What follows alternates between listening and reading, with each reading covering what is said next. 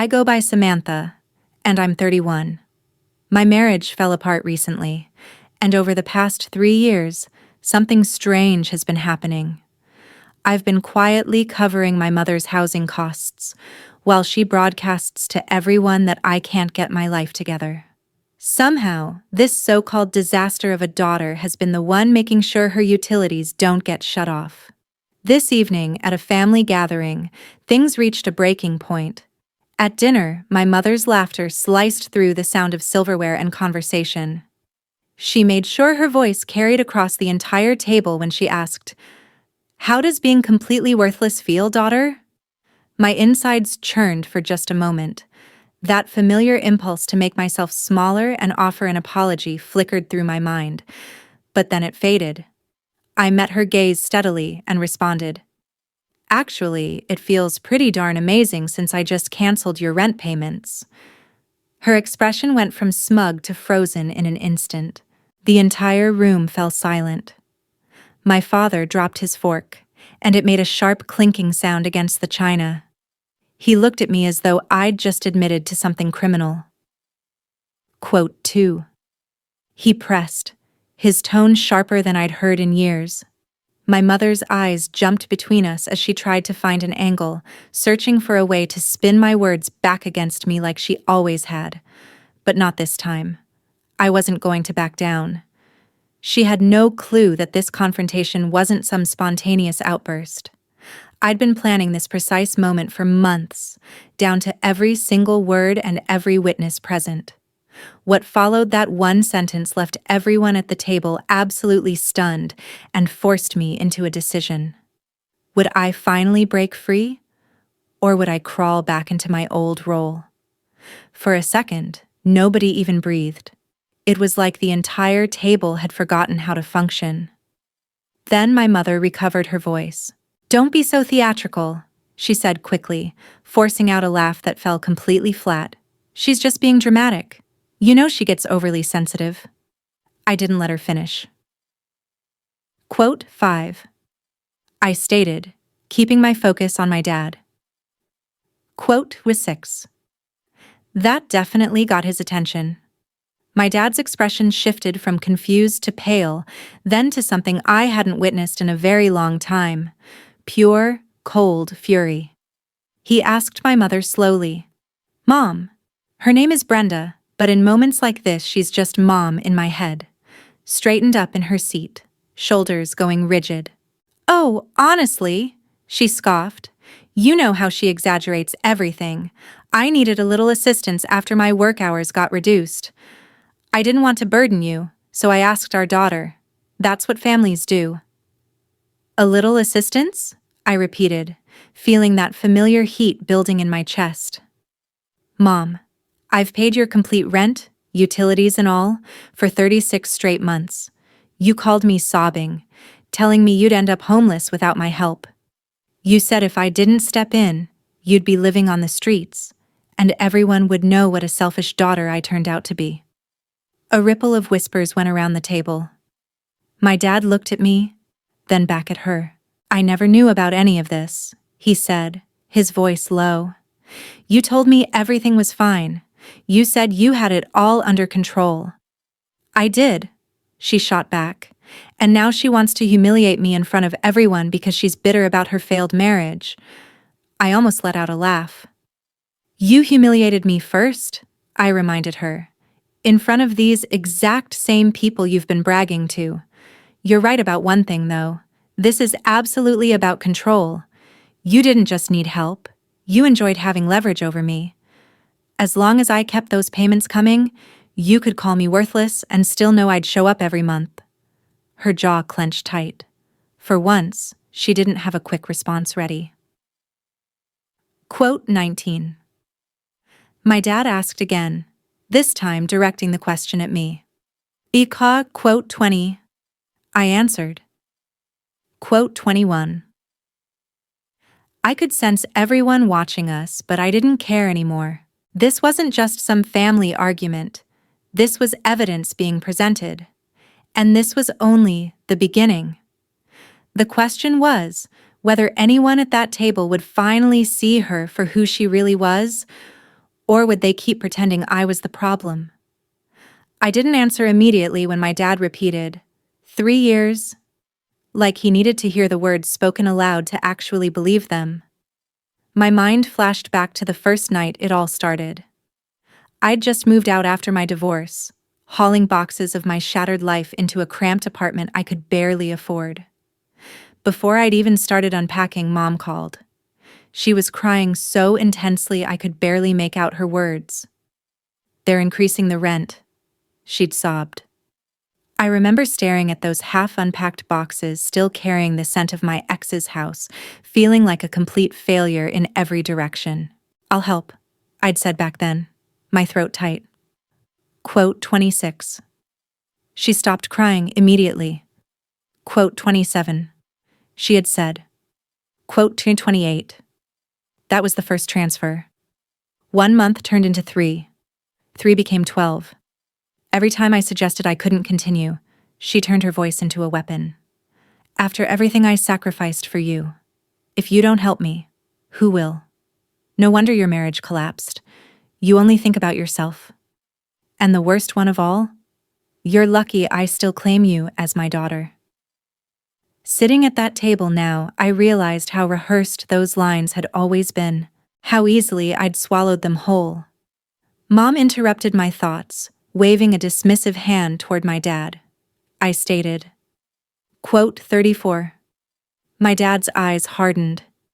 "Brenda," he said quietly, using her name like a warning. "Did you tell her that?" She laughed nervously, but the sound didn't reach her eyes. Quote 30 even. She tried again. Quote 38. Quote 39. I said. Quote 40.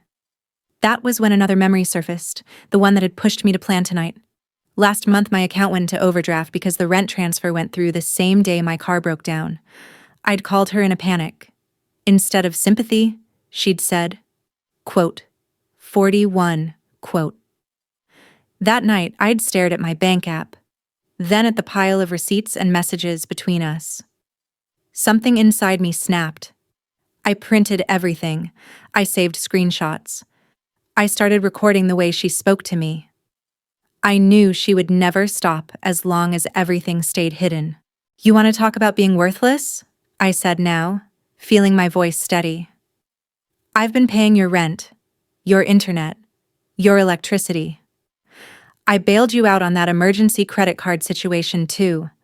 And somehow, in every version of the story you tell people, I'm still the failure." She opened her mouth, but this time I was faster. "Tonight was never just a dinner," I said. "It was my line in the sand. I'm not here to protect your image anymore." I reached into my bag and felt the edge of the envelope I'd brought, the one stuffed with bank statements, screenshots, and the new lease agreement I'd signed for myself alone. I hadn't decided yet how far I was willing to go.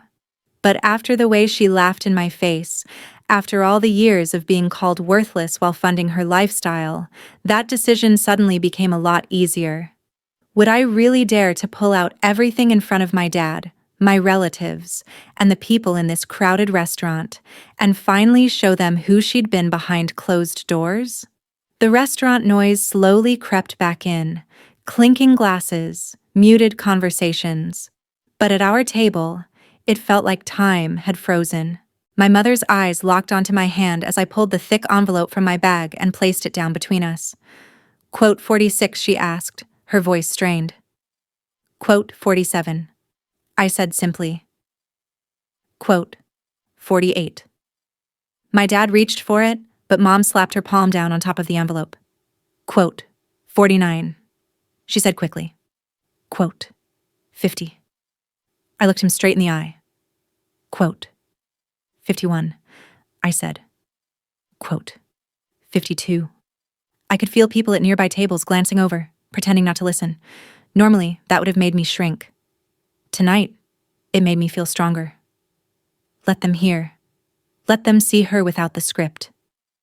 My dad gently but firmly slid the envelope out from under her hand. Papers spilled onto the table, highlighted bank statements, screenshots of messages where she'd promised, Just one more month. Scribbled notes of dates and amounts. He flipped through them slowly. The silence was louder than any shouting. You told me your sister helped you with that card situation, he said, frowning at one page. You said your job covered the rent, that you were managing. Mom's smile looked like it had been painted on hurriedly. Quote, 56, she insisted. Quote, 57. Quote, 58. I cut in. Quote, 59. My dad's hand trembled slightly as he held the papers. He wasn't an emotional man, but I could see something breaking in him. Something that had already fractured years ago when their marriage first crumbled. Quote 60. He asked. Quote 61. Mom's mask slipped for a second. I was upset, she muttered. You always make me out to be the villain. Do you know how difficult it is being the only one holding this family together? I almost choked. Holding it together? I repeated. You've been pulling the strings. You insult me in front of everyone, but behind the scenes, you drain my accounts. You call me worthless while living in an apartment I pay for. Her eyes snapped to me. Watch your tone, she hissed. I'm still your mother. Exactly, I said quietly. You're my mother. You were supposed to protect me, not turn me into your emergency fund. I could feel the anger boiling under my skin, but I kept my voice level. And just so we're clear, starting next month, your landlord will be calling you, not me. Her head jerked up. What? I already spoke to him, I said. I told him I won't be paying anymore. I also told him to take my name off anything it was never supposed to be on in the first place. Her face lost color. You wouldn't dare. I already did, I answered. That's why I said it feels great. For once, your consequences are yours. A couple at the next table exchanged a look. My mother noticed. Her voice dropped, a new note of panic creeping in. People are staring, she whispered. You're embarrassing yourself. No, I said. I'm embarrassing you. And the fact that you care more about that than about what you've done says everything. My heart was pounding so hard I could feel it in my throat. But something inside me had gone strangely calm. There was no going back now. Samantha, my dad said slowly, is this why you were always short on money? Why you turned down that trip? Why you sold your car? Mom jumped in. Oh, please. She's always been terrible with money. You know how impulsive she is. She's just trying to blame me because it's easier than taking responsibility. I pulled my phone from my pocket, opened a folder, and placed it screen up on the table. These are recordings from the last few months, I said. Of our calls, of the things you said when nobody else was around. Her eyes widened. You recorded me? I told you I was tired of feeling crazy, I replied. So I started keeping receipts, literal and emotional. I wanted to make sure I wasn't imagining the way you talked to me. For the first time that night, she looked genuinely scared, not angry, not offended, scared.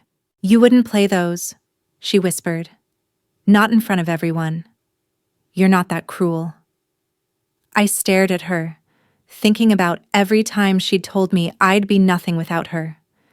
Every night I'd stayed awake worrying about paying her rent instead of buying my own groceries. Every time she'd laughed at my pain like it was a joke. You spent years teaching me that love means humiliation, I said. Tonight, I get to decide what love means for me. My thumb hovered over the play button. If I hit it, there would be no more pretending. No more, she's just sensitive. Just the raw, ugly truth. Was I really ready to let everyone hear the way my mother spoke when she thought the world couldn't hear her? Before I could press play, a hand gently closed around my wrist. I looked up and saw my aunt standing beside me. Rebecca, my mother's younger sister. I hadn't even noticed her arrive. She must have shown up late and caught enough to piece things together. Quote 94, Rebecca said quietly. Quote 95. Mom scoffed. Quote 96. She muttered under her breath. Rebecca ignored her. She pulled out a chair and sat next to me, close enough that I could feel her steady presence like an anchor. Quote 97. She said to my dad, to the rest of the table. Quote Cha 98. Mom's head snapped toward her. Excuse me. Rebecca folded her hands on the table. Do you want me to bring up the time you put a credit card in my name when I was in college? She asked calmly. Or when you took money from Grandma and told her it was for medical tests, while you were actually buying new furniture? A gasp went around the table. My grandmother, Dorothy, stiffened at the mention of her name. That was years ago, Mom hissed. And I paid you back. No, you didn't, Rebecca said. You guilted me into dropping it. Just like you guilted Samantha into paying your rent. It's the same pattern. You play the victim. You cry. You say you'll fix it. And when someone calls you out, you call them ungrateful. I had never heard anyone talk to my mother like that. Not without backing down. Not and stay at the table. You knew? I asked Rebecca, my voice thinner than I wanted it to be. Not about the rent, she said. If I'd known, I would have stepped in sooner. But I recognized the tone, the way she spoke to you just now. It's the same way she spoke to me when she needed something. Mom shook her head in disbelief. You are all ganging up on me, she said, eyes shining with angry tears. I am the one who held this family together. I did everything by myself, and this is the thanks I get. You didn't hold us together, I said softly. You held us hostage. The words hung in the air, heavier than anything else I'd said. My grandmother finally spoke. Quote 113. Dorothy asked, her voice trembling. Quote 114. Mom opened her mouth, closed it, then settled on half-truths.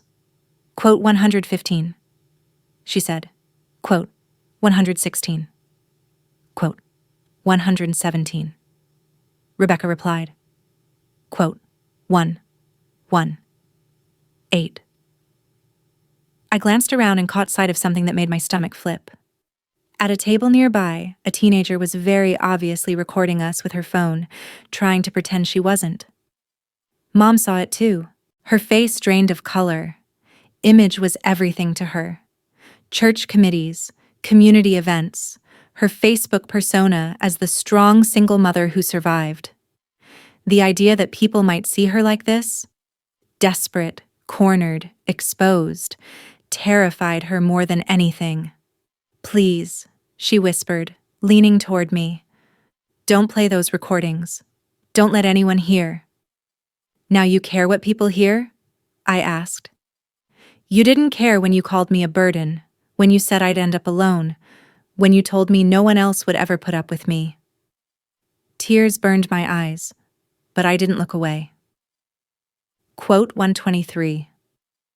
My dad cleared his throat. His voice, when he spoke, was rough. He said, that apology hit harder than any insult my mother had ever thrown at me. For a moment, I had to look down at my hands just to steady myself. I told my mother quietly. She stared at me like she didn't recognize me. Maybe she didn't. She was used to the version of me who folded, who apologized, who sent the transfer and said nothing. Quote 128. She said, voice shaking. Quote 129. Quote 130. Rebecca said immediately. Quote 31-1. I met my mother's eyes. For the first time, I didn't see a giant towering over me. I saw a scared, controlling woman who would rather burn every bridge than admit she was wrong. I slipped my phone back into my pocket without pressing play. She let out a breath of relief she couldn't hide. I'm not sparing you, I said before she could speak. I'm sparing myself. I don't need to relive those words in stereo. I already know what they did to me. The teenager at the other table frowned, realizing she wasn't getting the explosion she wanted.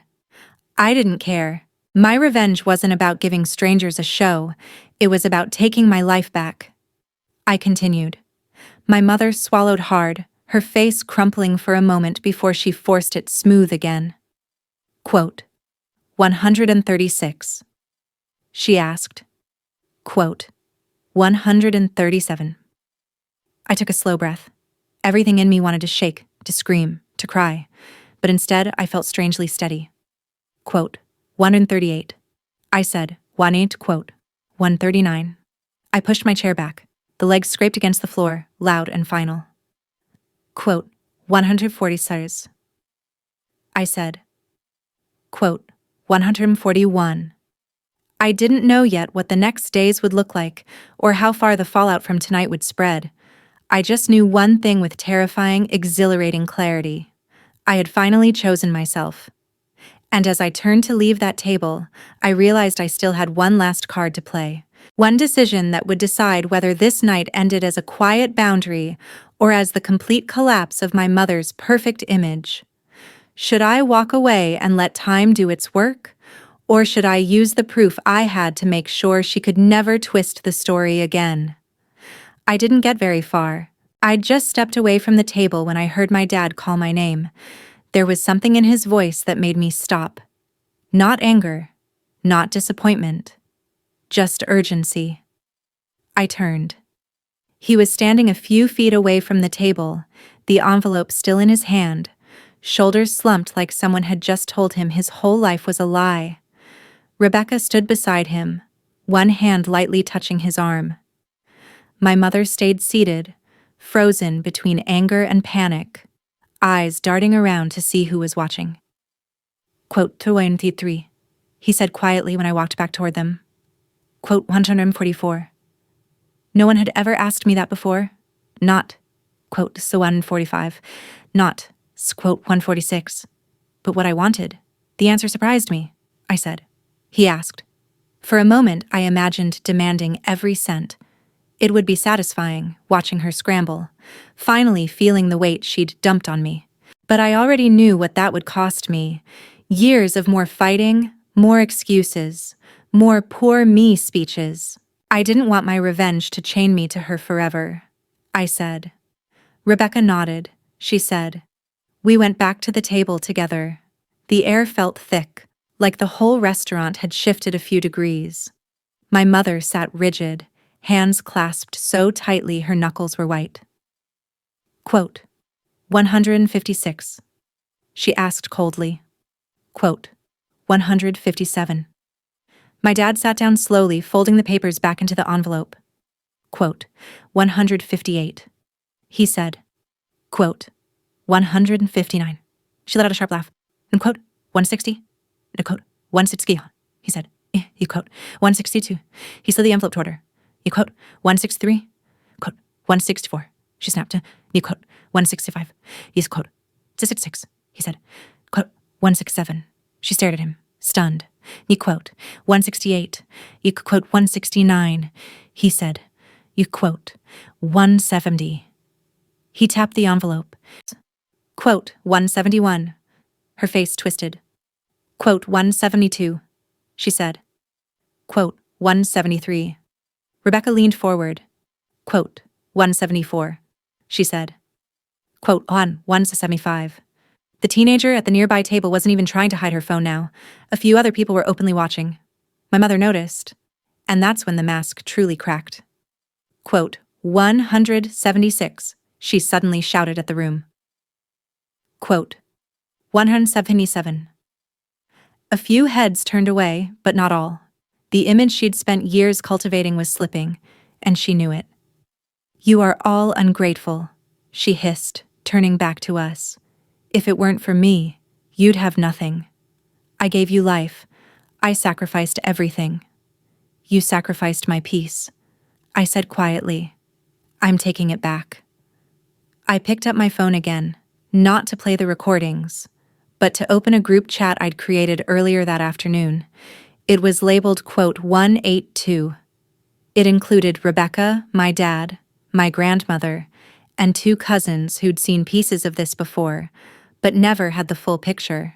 With a few taps, I attached a folder of documents, screenshots, bank statements, a written timeline of events, and hit send. Their phones buzzed almost simultaneously.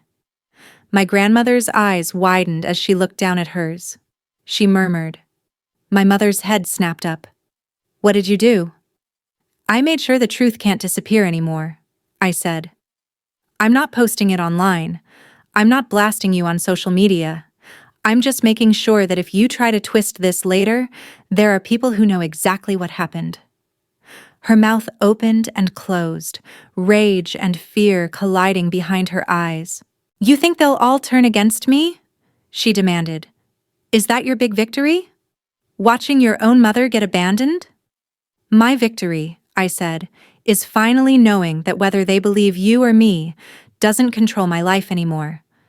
I'm done buying your version of the story. My dad put his phone down and looked at her. If you want any relationship with me, or with Samantha, or with your own family, he said, you're going to have to take responsibility. Get help. Stop using people. No more secrets. No more debts behind our backs. If you can't do that, you'll be alone. For a moment I thought she might actually apologize. Her eyes glistened. Her mouth trembled. Then something hardened again. Fine, she spat. Go, all of you. Walk away. Don't come crying to me when your lives fall apart. You'll see how worthless you really are without me. I stood. That's the thing, Mom, I said. My life started getting better the second I stopped trying to prove I wasn't worthless to you. I picked up my bag. Now I'll see what it looks like when I give all that energy back to myself. As I walked toward the door, I felt every pair of eyes on my back, hers included. For the first time in my life, I didn't feel small under that weight. I felt free. But as the cool air hit my face outside, a thought tugged at me. I'd taken my power back in that room. I'd cut off her access to my wallet, to my guilt, to my silence.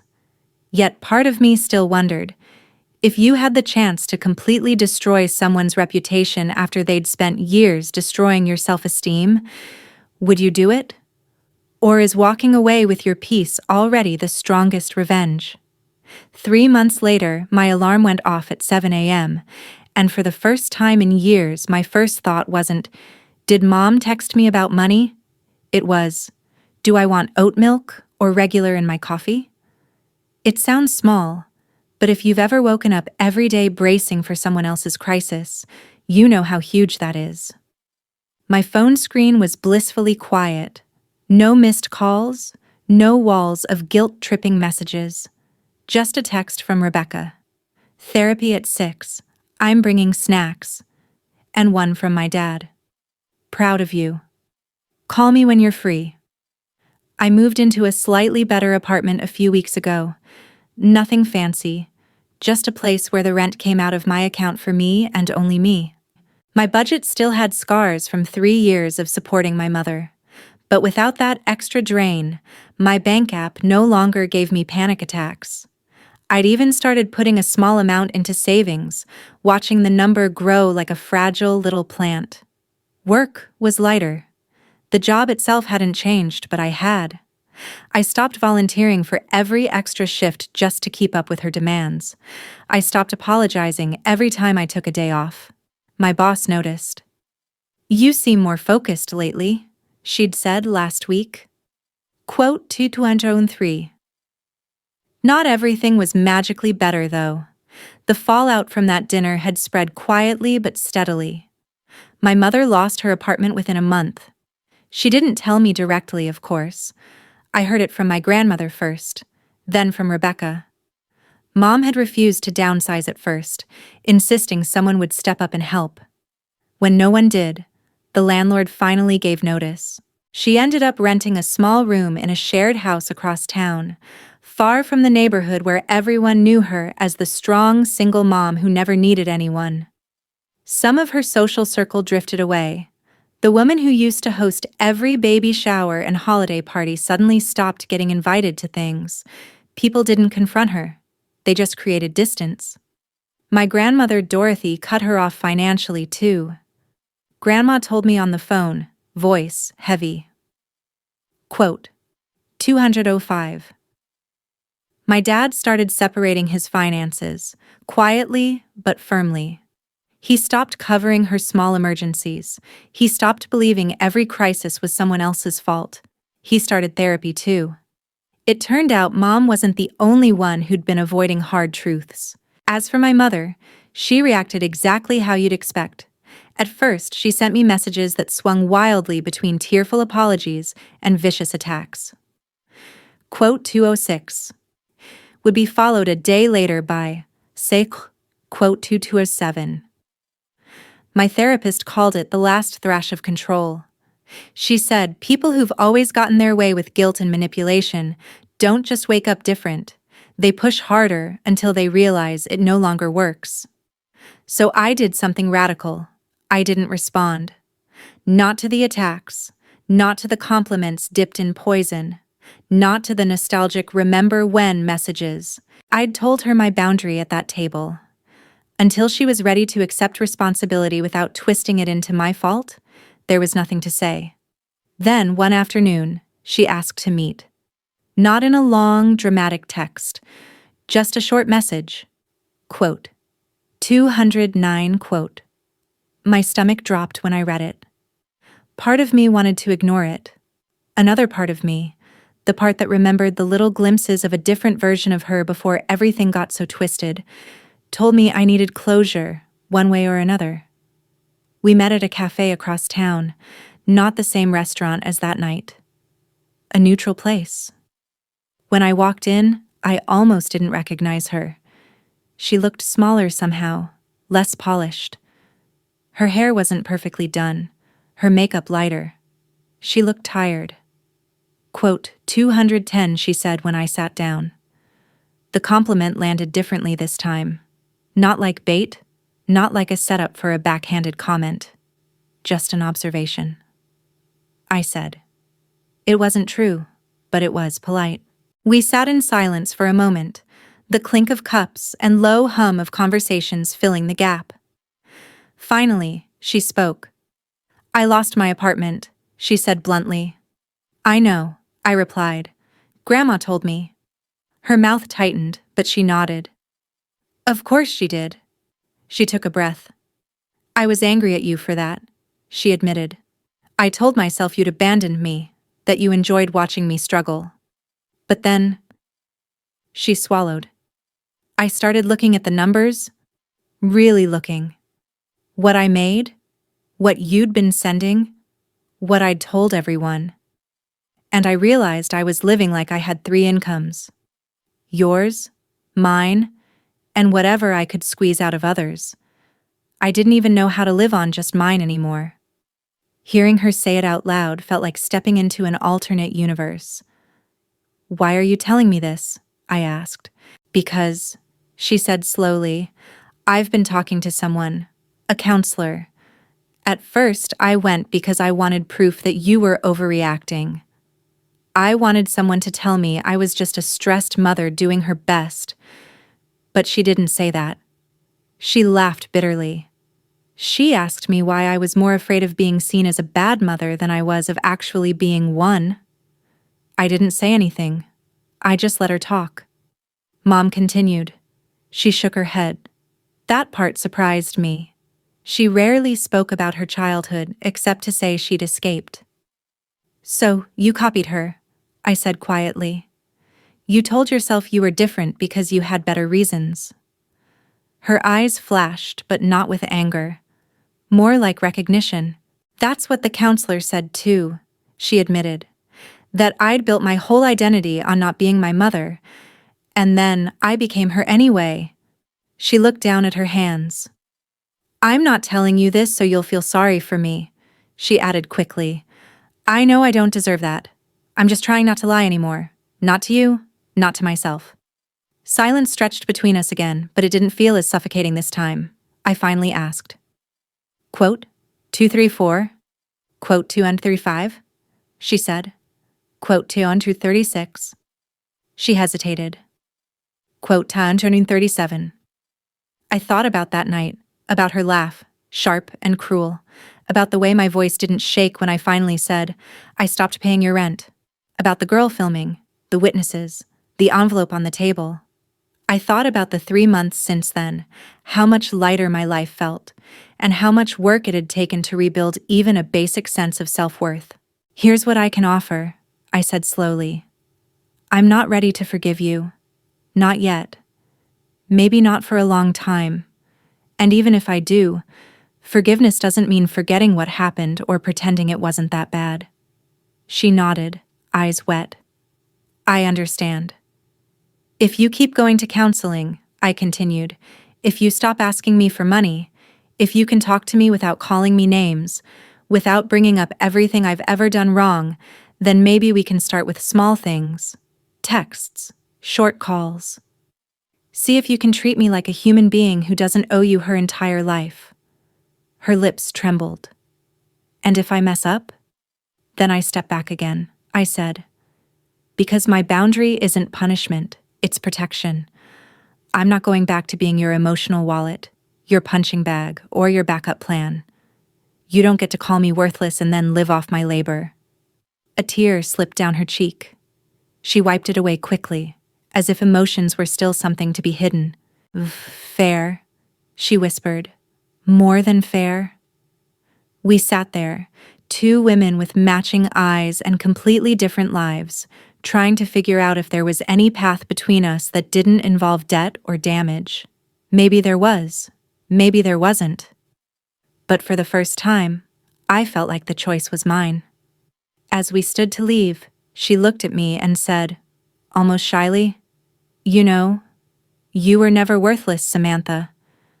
I think I needed you to believe that so I wouldn't have to face how worthless I felt without your help." It wasn't the apology I'd once fantasized about, but it was real, messy, imperfect, human. "I know," I said, "and that's exactly why I can't be that girl for you anymore." Later that night, lying in my own bed in my own apartment I paid for with my own money, I scrolled back through our old messages, the ones full of guilt and panic and, "Please, I really need you."